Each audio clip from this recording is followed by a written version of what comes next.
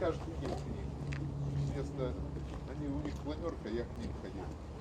Тут играет, тут мягкое, Да, тут здесь уже нет А основы. здесь основы нет. оно рвется, потому что действительно ему не на чем держаться. По-хорошему должно быть стяжкой, все выровнять.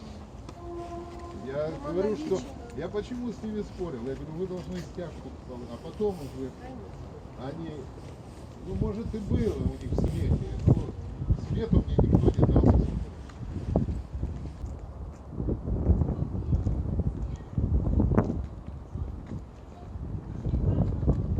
Когда оно будет?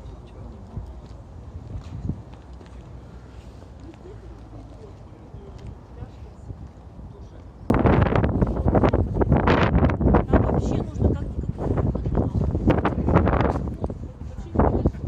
Что это? Посмотрели квартиру, там тоже подъезд уже там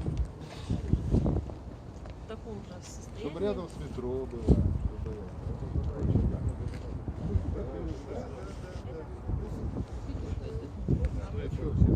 Чтобы... Так, Все, видишь, у меня пузыри, все, уже будет у тебя- вода.